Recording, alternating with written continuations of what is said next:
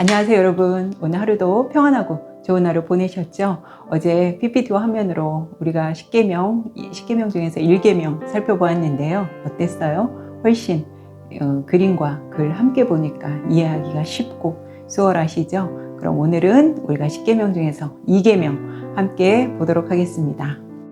오늘 주님이 우리에게 주신 말씀은 출애굽기 20장 4절부터 6절의 말씀 읽어드리겠습니다.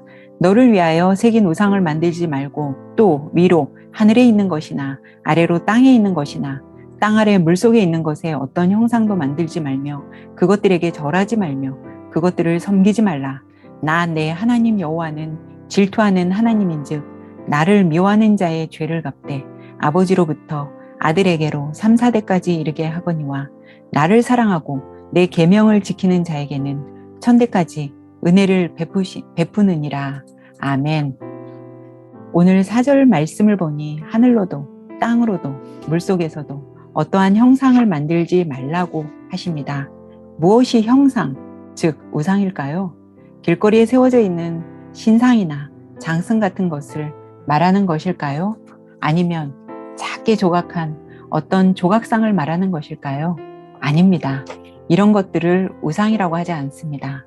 우상은 나 자신을 위해 하나님을 대신해서 만드는 모든 것이 우상입니다. 모세가 시내산에 십계명을 받으려고 올라갈 때 며칠이나 있었죠? 40일 있었잖아요. 그런데 모세가 시내산에 있는 동안 모세를 기다리던 백성들은 산 밑에서 무엇을 했나요? 모세의 형 아론을 중심으로 해서 금송아지를 만들었습니다. 이들이 왜 눈에 보이는 금송아지를 만들었을까요? 모세만 믿고 애굽에서부터 따라왔는데 40일이 지나도 모세가 내려오지 않으니 이들 마음에 두려움과 겁이 덜컥 생긴 겁니다. 모세가 죽었을지도 모른다고 생각하며 눈에 보이는 금송아지를 만들어 하나님으로 형상화한 것입니다. 또 하나의 사건이 있죠. 백성들이 호르산에서 출발해서 홍해길을 따라 에돔 땅을 우회하려 하다가 마음이 상해서 그동안 쌓인 불평과 원망이 막 쏟아지면서 하나님과 모세에게 대들었잖아요. 그러자 하나님도 화가 나셔서 이번에 어떻게 해요? 불뱀을 보내죠. 불뱀에 물려 많은 백성들이 죽자 백성들이 모세에게 불뱀 좀 어떻게 해달라고 사정하잖아요. 그러자 하나님이 처방을 어떻게 내려주세요? 놋뱀을 만들어 장대 위에 달고 그걸 쳐다보면 살고 쳐다보지 못하면 죽는 거죠. 다 쳐다봤을까요? 에이, 저걸 쳐다본다고 살겠어 하고 안 본 사람도 있었을 거고 안 본 사람은 죽었죠. 이때 만든 놋뱀이 어떻게 되었을까요? 훗날 뒤에 가서 왕정시대로 가서 솔로몬 이후 나라가 남과 북으로 분열되었죠. 남유다의 히스기야가 왕이 된 후 우상들을 척결하며 개혁을 합니다. 그런데 놀랍게 이때 느후스단이 히스기야 왕 때까지 있었습니다. 느후스단은 놋조각, 놋뱀이라는 겁니다. 이스라엘 백성들이 이 놋뱀에게 경배하고 분향한 거죠. 놋뱀을 하나님으로 대체해서 역시 우상화하고 있었던 것입니다.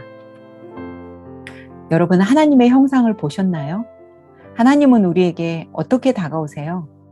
하나님은 우리에게 음성으로 또 말씀으로 우리에게 다가오시죠.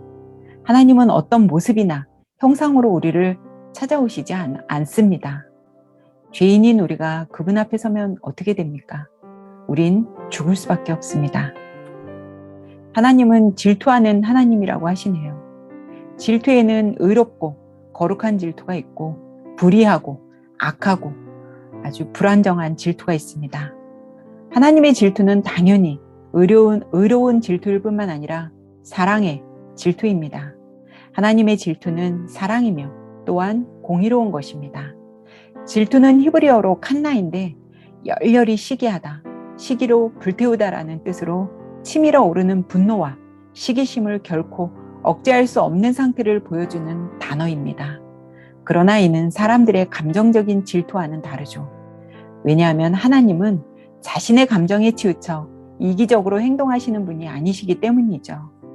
따라서 우리는 이 표현에서 역설적인 의미를 발견해낼 수 있어야 합니다. 질투는 왜 하게 되나요? 사랑하지 않는 사람에게 우리가 질투를 느끼지는 않겠죠. 사랑하기 때문에 질투도 나는 겁니다. 사랑하는 사람을 위해 내가 헌신할 수도 있는 거잖아요. 우리 한번 연애할 때를 생각해 봐요.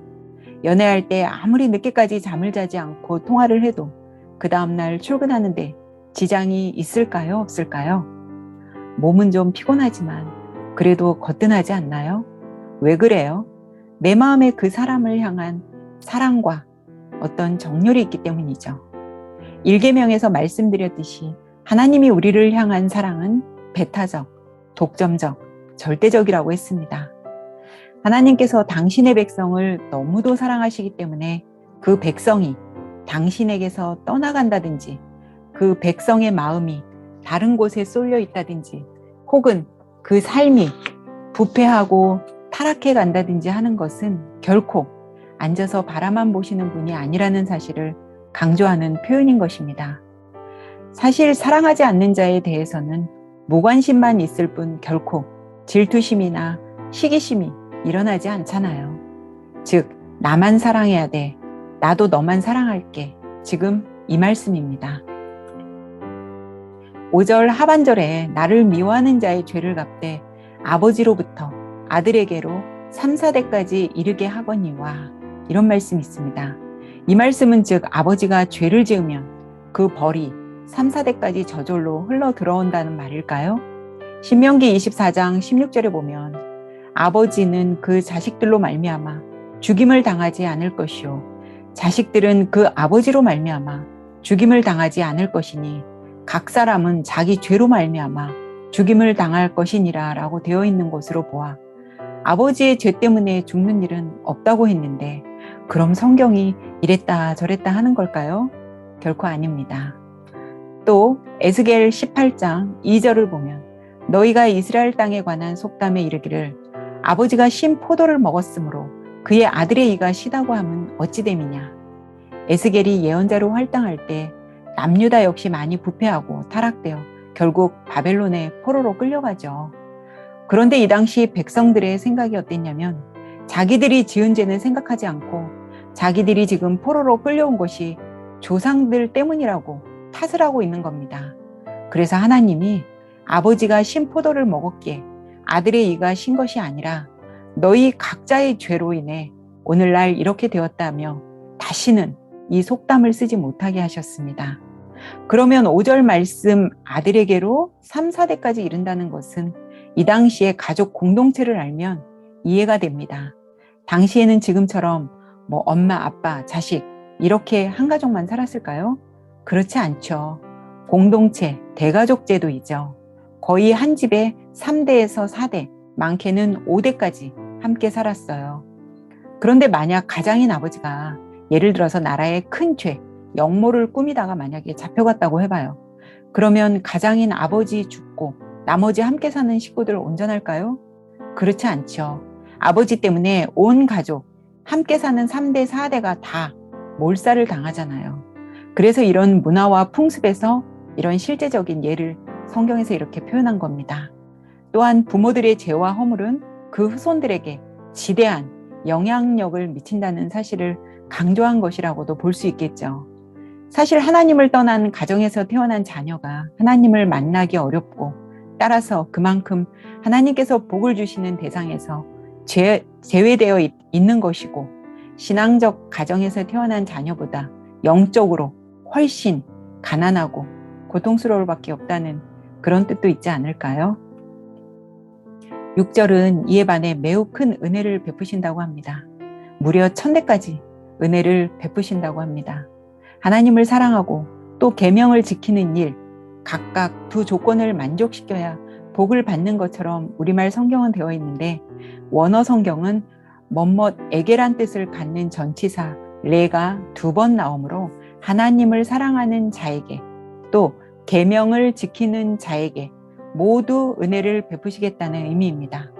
이는 하나님을 사랑하고 계명을 지키는 일이 각각 다른 별개의 일이 아니고 하나임을 보여주고 있죠. 하나님을 사랑하는 사람이 어떻게 계명을 어기겠어요? 그렇죠?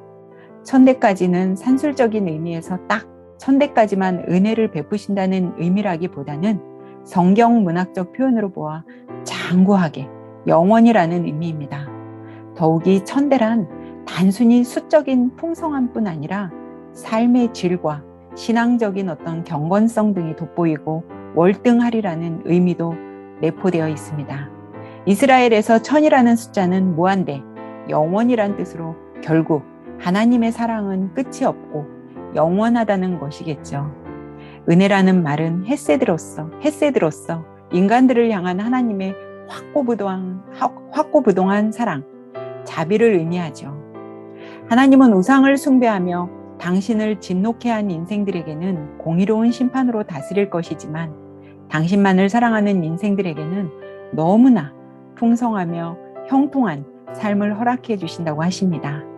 하나님이 얼마나 우리를 사랑하고 계시고 또 우리로부터 사랑을 받고 싶어 하시는지 오늘 확실히 여러분 보시고 아셨죠? 오늘 하루도 수고 많이 하셨고 오늘도 좋은 하루 보내셨을 줄 믿습니다. 오늘 밤 하나님에 대한 사랑 여러분 다시 한번 느껴보시기 바라며 오늘도 편안하고 좋은 밤 되세요. 우리는 내일 뵙겠습니다.